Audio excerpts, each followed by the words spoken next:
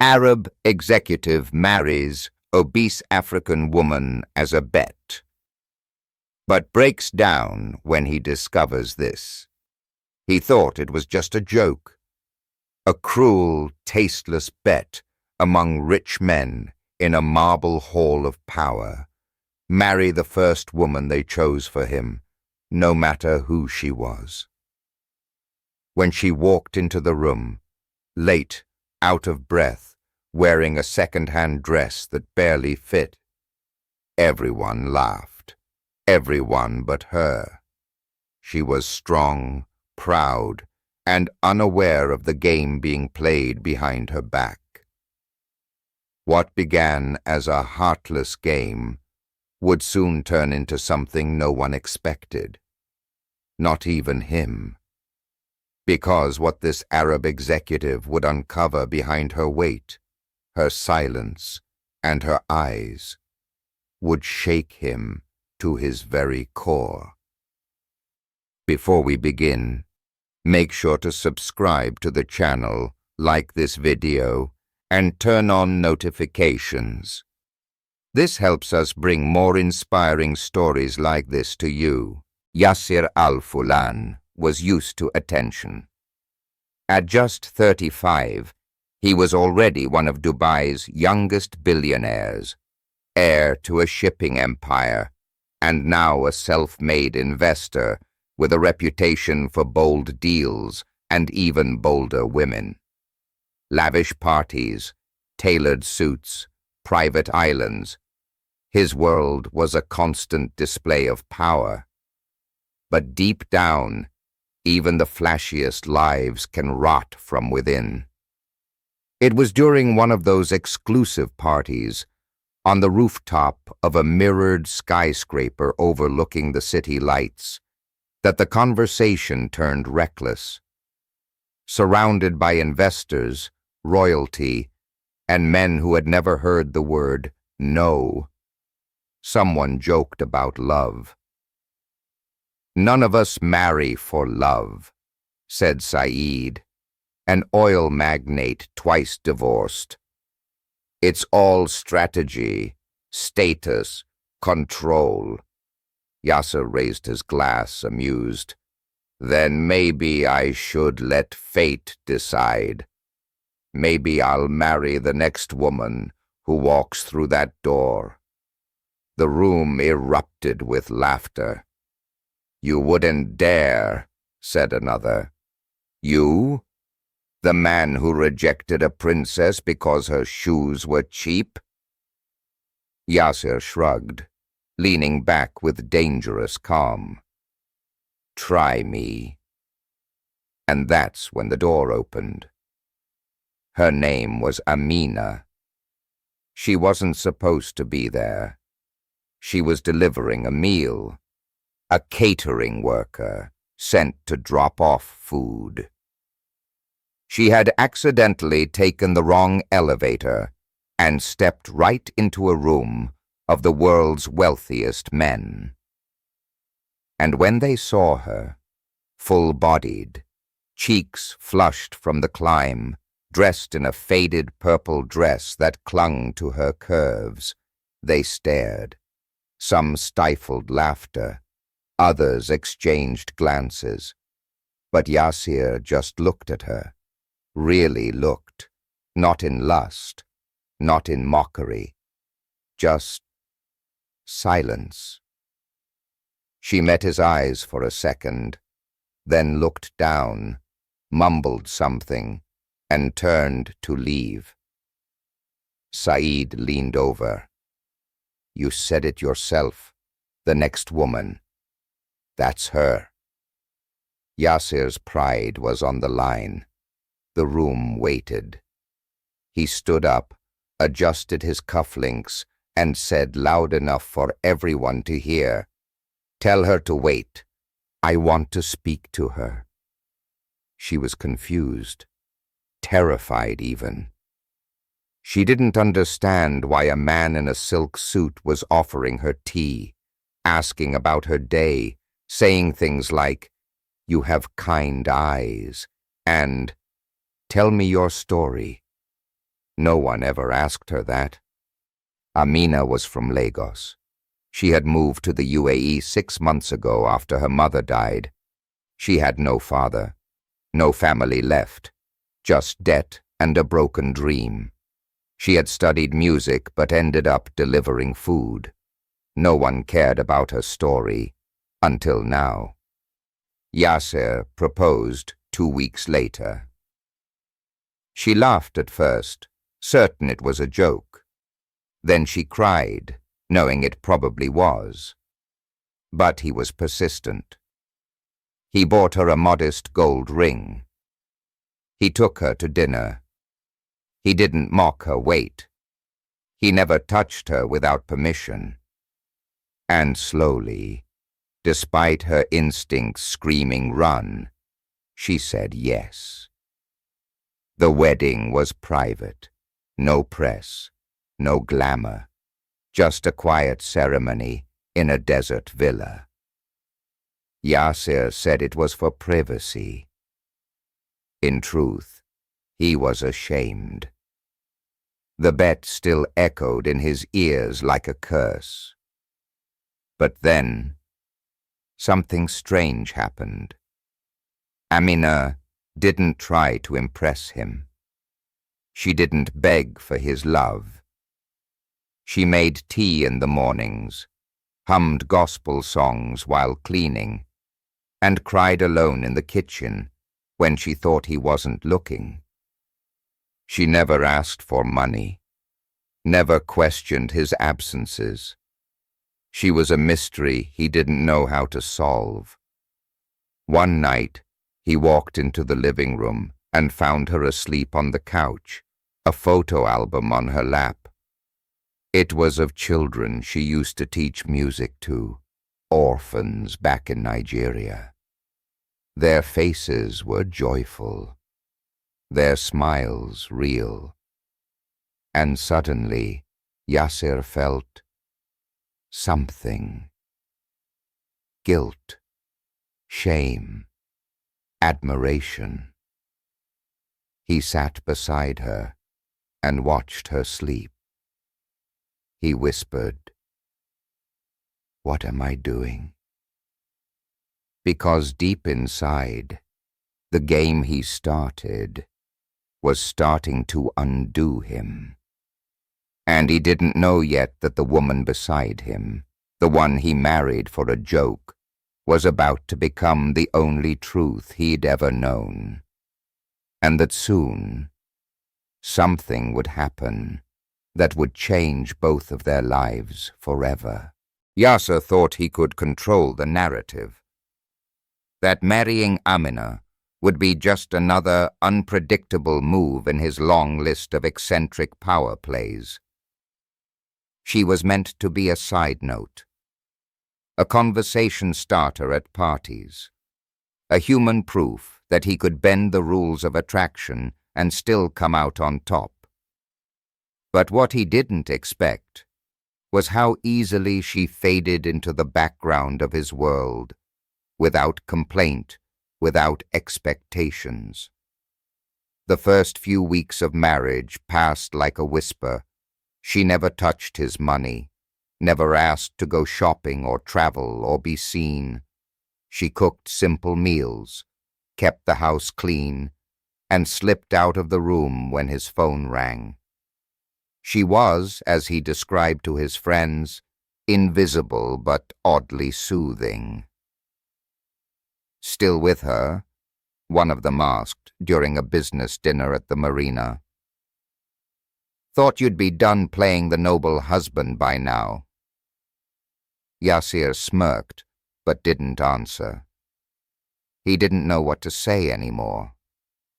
Because every time he looked at Amina, something inside him itched, like a splinter lodged in his chest. She didn't beg for his attention. She didn't cry for love. But she saw him, even when he tried to be distant, cold, untouchable.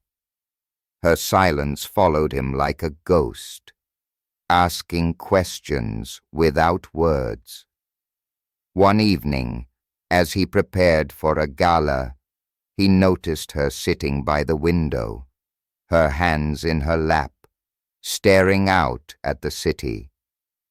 Her purple scarf was wrapped loosely around her head, and her skin glowed gold in the soft light of sunset. There was no makeup, no jewelry, just her. "You're not coming?" he asked casually, adjusting his cufflinks. She turned to him, her voice barely above a whisper. "Was I invited?" He paused. "It's a formal event." She nodded slowly. "Then no, I wasn't." He left without another word.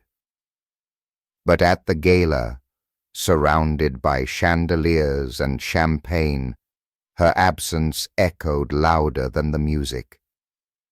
He didn't understand why. A week later, she collapsed in the kitchen. He found her on the floor, unconscious beside a shattered teacup. Panic seized his chest as he rushed to her side. Her breathing was shallow, her skin pale. He called an ambulance and waited with her hand in his, whispering her name over and over. At the hospital, he sat alone while doctors ran tests. For the first time in years, he felt helpless. When the nurse finally approached, she spoke gently. "She's malnourished, severely anemic. Has she been eating properly?" Yasser blinked. "She eats, I think." The nurse frowned. "She's been skipping meals for a long time. Stress, possibly shame. Has she been working?" He shook his head. "No. She stays home." "Then you should know," she said, placing a paper gently in his hands. "She asked about part-time cleaning work last week. Said she didn't want to burden you." Yasser stared at the note. Amina's handwriting was neat, careful. "I'm willing to work in exchange for food. I don't want to be a burden. Please let me know if you need help cleaning floors or dishes. Respectfully, Amina Al-Fulan." He felt like vomiting. He stormed back into her hospital room, heart pounding. She was awake now, her eyes fluttering open as he entered. She smiled weakly. "You didn't have to come," she whispered. He sat beside her, breath unsteady. "Why didn't you tell me?" She looked away. "You already gave me your name. I didn't want more.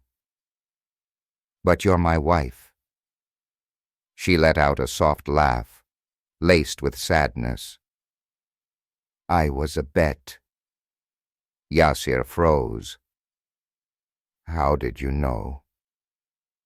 Amina didn't answer right away. Her fingers traced the edge of the blanket. "I didn't, but I'm not stupid.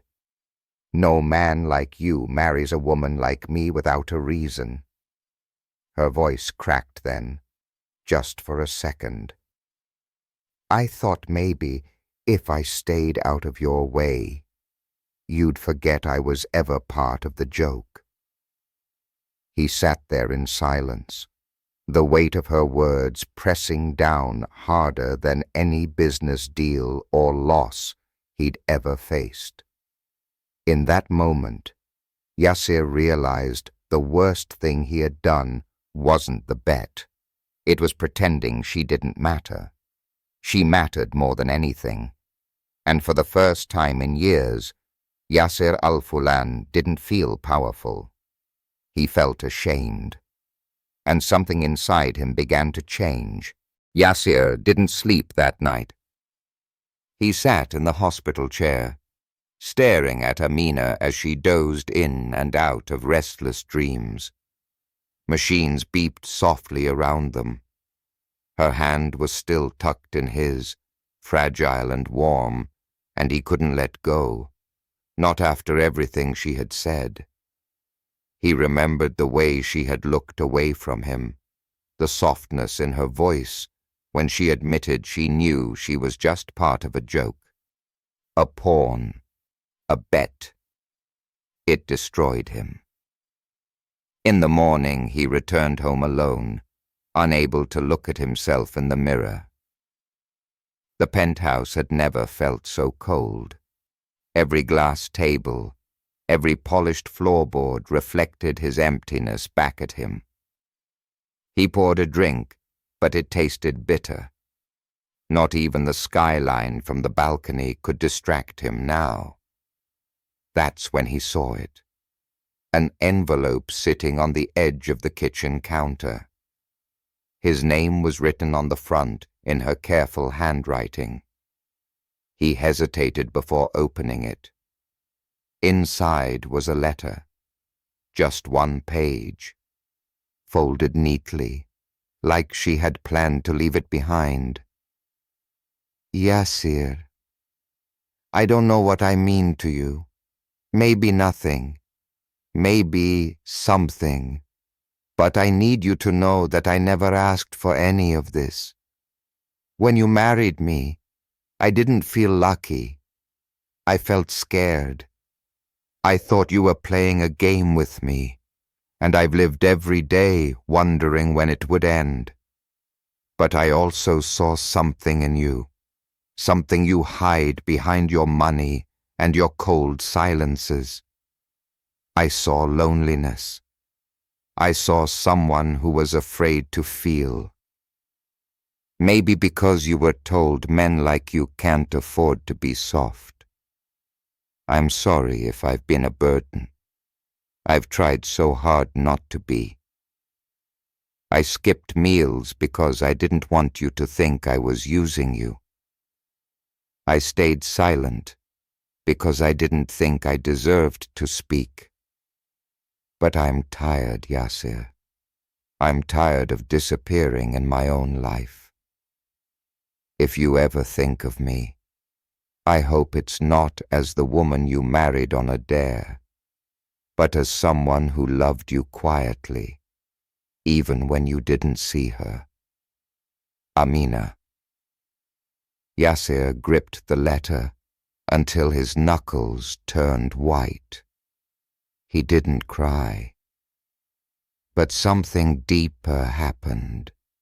His pride shattered, and in its place grew something new, something raw and unfamiliar. Guilt. He returned to the hospital with flowers and her favorite tea, hibiscus with just a touch of honey. When he stepped into her room, she was awake, staring out the window. She turned her head slowly when she heard his footsteps. "You came back," she said quietly. He nodded. "I'm sorry." She blinked. For what? For all of it. He placed the flowers on the table, then sat down beside her. He reached into his coat and handed her the letter. "I read it," he said, "and I realized I don't deserve you." She looked down, then whispered, "Why did you marry me?" He swallowed hard. This was the moment. No more lies. "Because I made a stupid bet," he said. "I was arrogant. I thought I could do anything and still be admired. But when I saw you, really saw you, I didn't laugh. Not once. Because there was something about you I couldn't explain. Amina's eyes shimmered, but she didn't look away. I've never met someone so strong, he continued. You walked into that room full of men with your head held high. You didn't flinch, and then you walked into my life and didn't ask for a thing.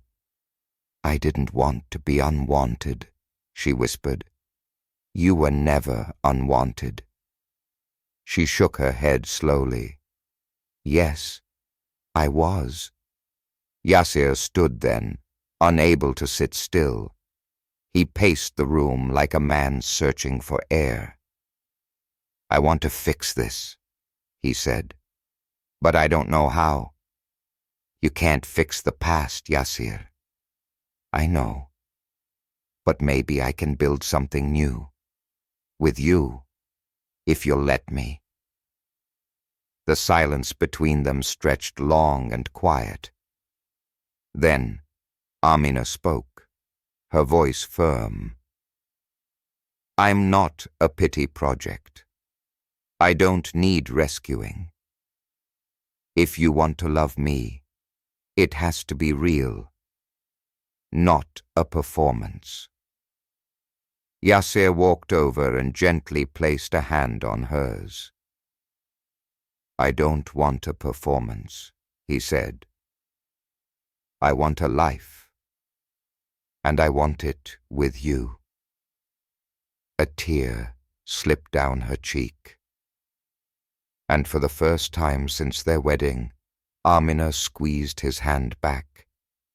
Something had changed, not just between them, but inside both of them. And neither of their lives would ever be the same again. It didn't take long for word to spread.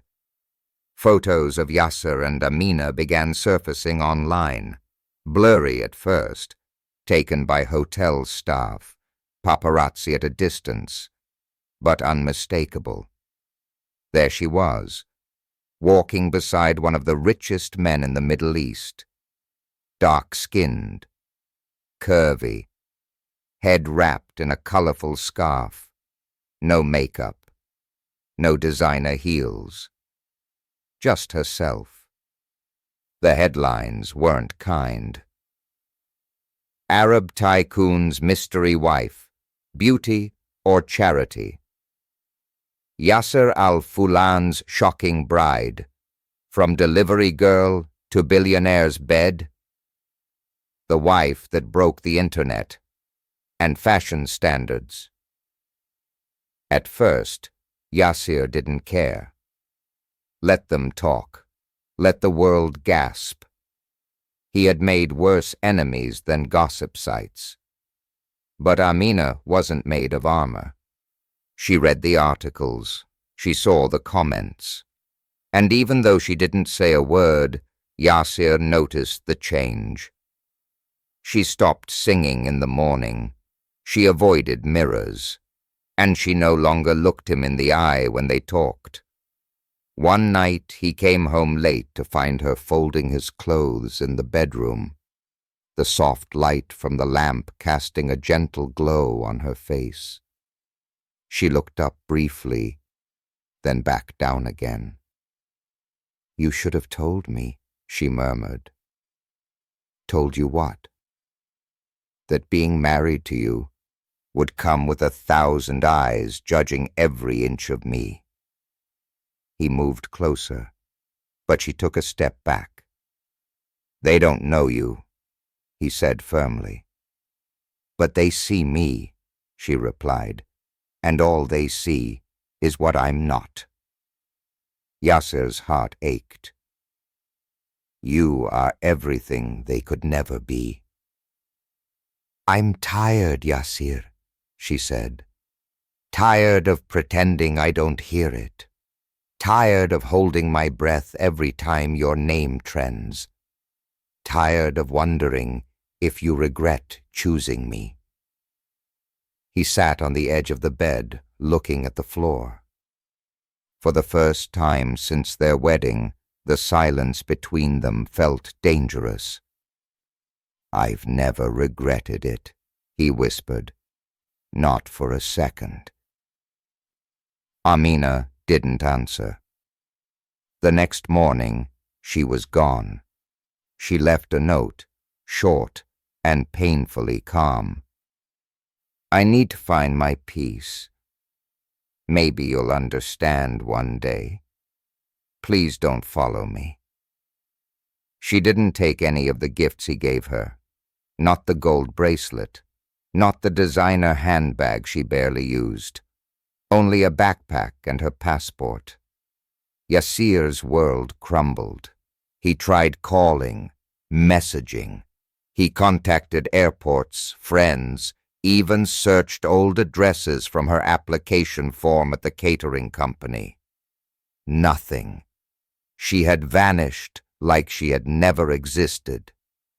And that's when the real regret hit him, not because he had lost her, but because he had let the world take her from him without fighting hard enough. For weeks he kept to himself, cancelled meetings, ignored interviews. He stopped wearing suits and barely left his penthouse.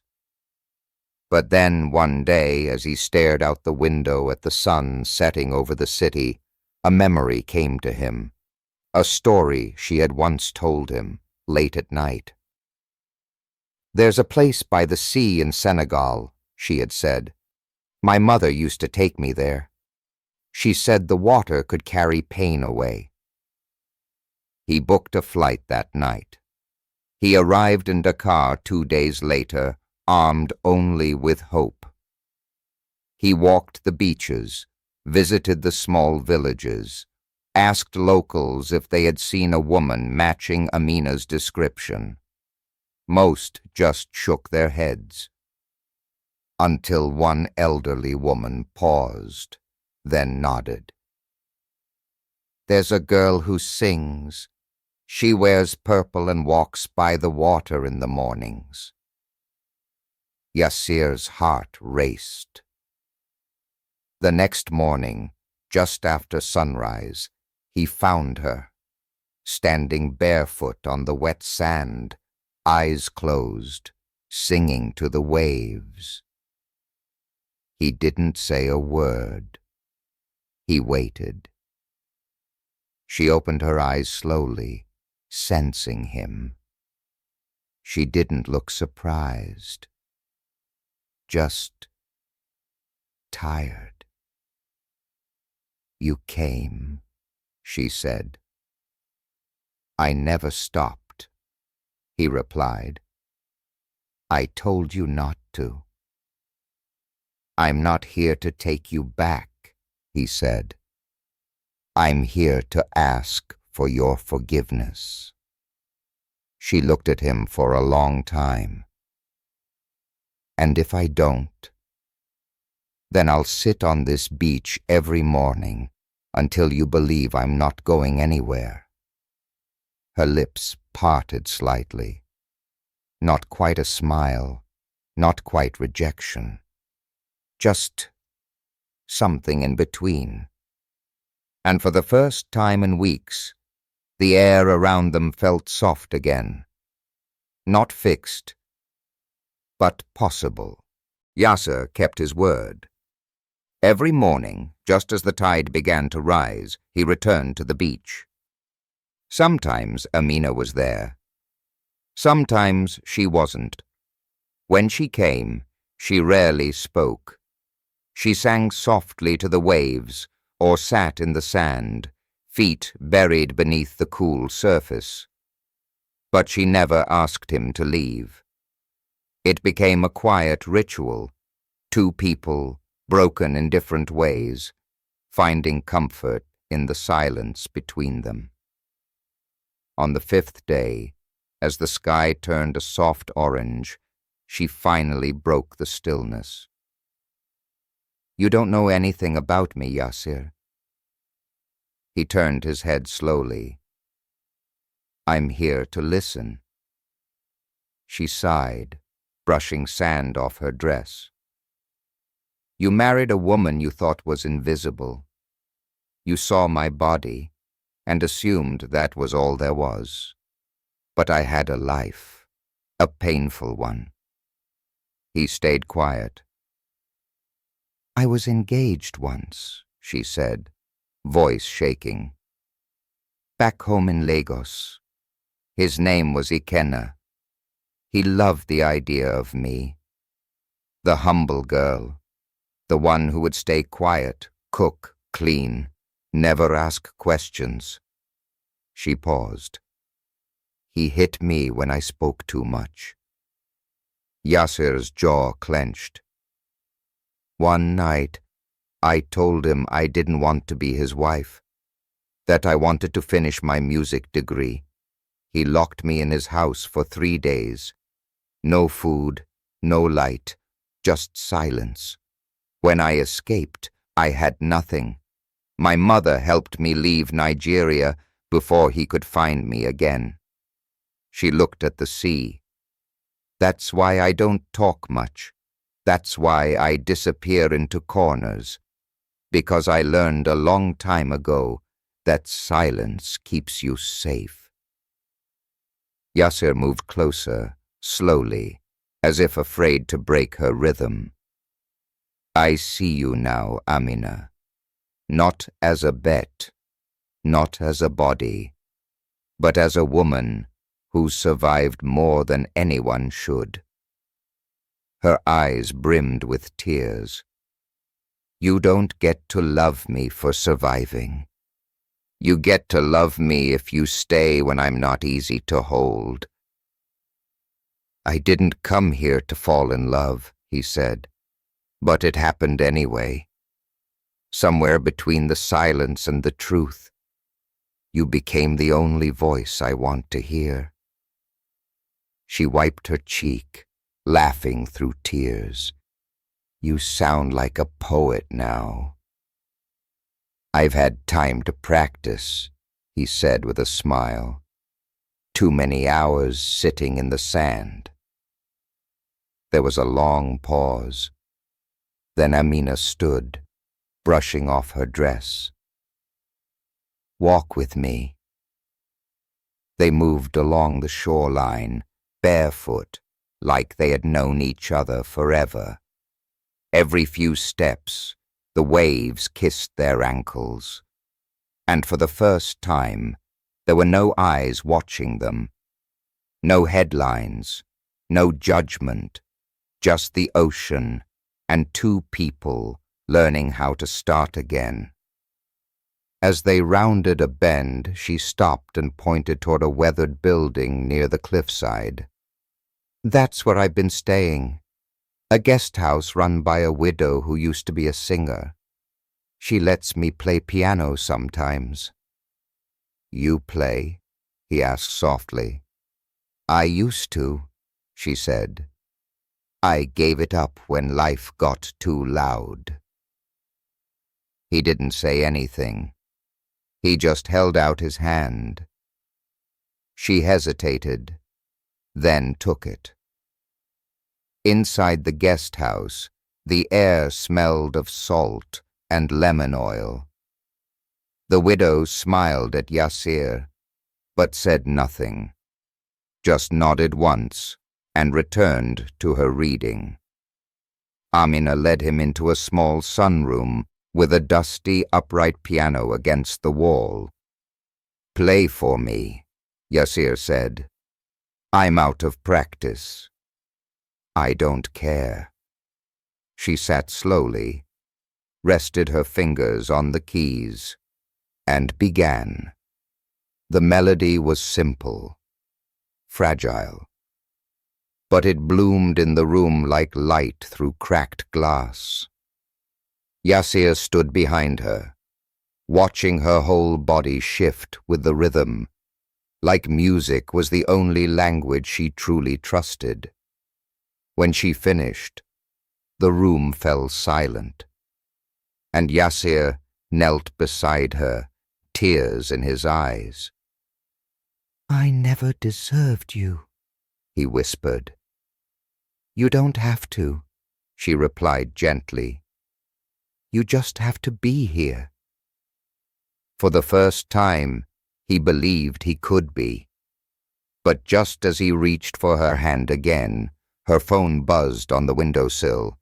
She glanced at it and froze. Yassir's heart sank.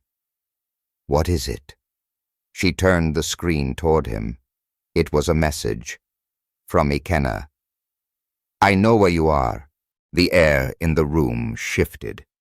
The buzz of Amina's phone seemed to echo louder than any storm outside. Yassir stared at the screen, the name Ikenna glowing like a warning flare. Amina's hand trembled as she held it, her knuckles pale. He found me, she said, voice thin. Yassir stepped closer. Is this the same man who... Yes. Yassir's heart pounded, and something primal flared in his chest. We need to call the police. Amina shook her head. Here?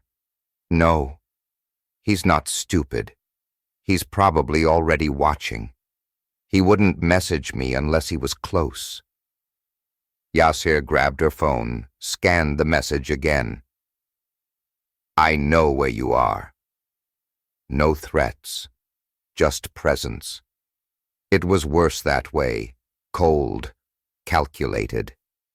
Ikenna was announcing his return like a hunter laying eyes on prey. I'm not going to let anything happen to you, Yassir said. Amina's eyes welled. He never lets go. He once followed me across 2 cities in Nigeria. I thought this place would be safe. It's so far from everything. It still is, Yassir said firmly. Because I'm here now, and you're not alone anymore. Within an hour, Yassir made calls, discreet ones. He didn't rely on local authorities. He contacted his own security team, men who had protected him through everything from failed business coups to kidnapping threats in volatile regions. Within 4 hours, 2 black SUVs arrived at the guest house. The widow watched from the window, lips pressed together in concern, but saying nothing. The team swept the area. No sign of Ikenna, but Yassir knew better than to relax. He had Amina moved to a secured villa on the other side of the bay, hidden in the cliffs with private surveillance. The moment they arrived, she stood in the entryway, overwhelmed. I never asked for this, she said softly.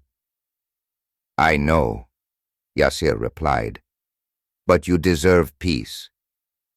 He could see the exhaustion in her eyes, the weight of never truly being safe, of always looking over her shoulder. Even now, with guards outside the windows and security systems armed, she didn't let her shoulders drop. That night, she couldn't sleep. Yassir found her in the living room, curled up on the couch, holding a small photograph. Who's that? He asked, sitting beside her. My mother, Amina whispered. This was taken after she worked 2 shifts back to back. She had nothing, but she still found a way to smile. She would be proud of you. Amina gave a sad smile.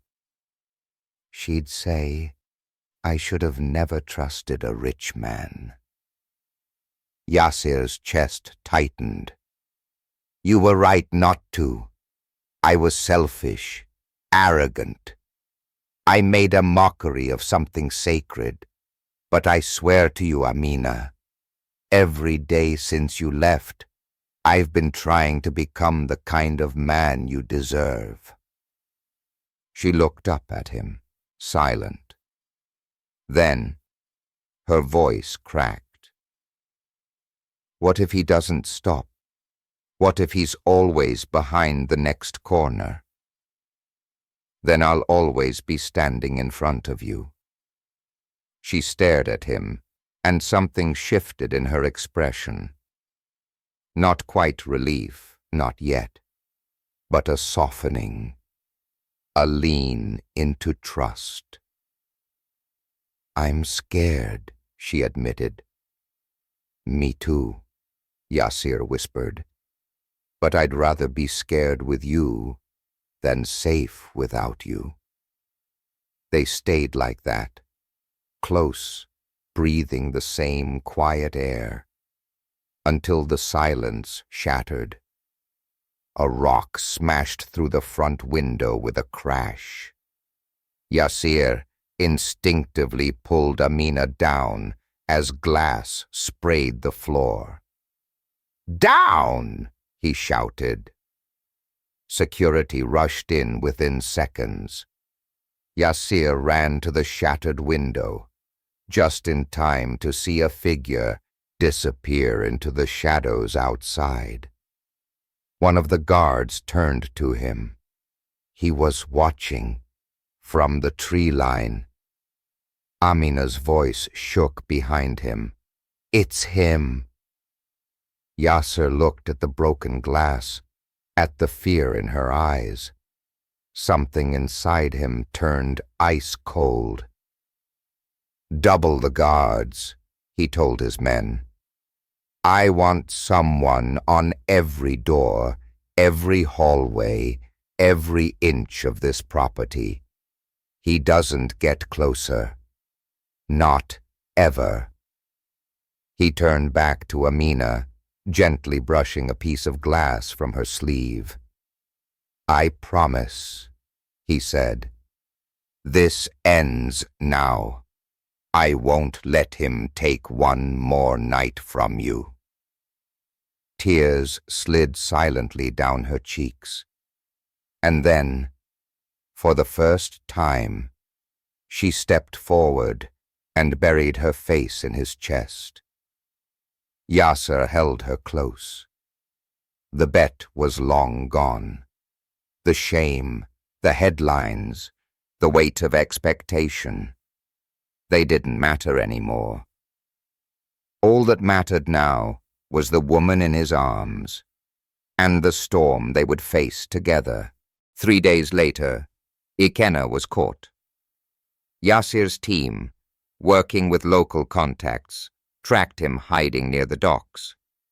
He had forged papers, a false name, and plans to disappear again. But he didn't count on Yasir's reach or Amina's strength. He was arrested without a fight. That same evening, Yasir returned to the villa to find Amina on the balcony, watching the horizon. "He's gone," Yasir said softly. "You're safe now." She turned to him calm. "I was never truly safe. Not until I believed I deserved to be." He walked to her, took her hand. "You do. And I'll spend the rest of my life making sure you feel that." Tears filled her eyes, but this time they were gentle, healing. "I don't need your empire," she whispered. "I just want you." Yasir smiled, pulling her close. "Then you'll have all of me. No more lies, no more bets, just truth." They kissed under the gold-streaked sky, not as strangers or mistakes, but as survivors, as lovers, as equals. And in that moment, the world around them finally went quiet.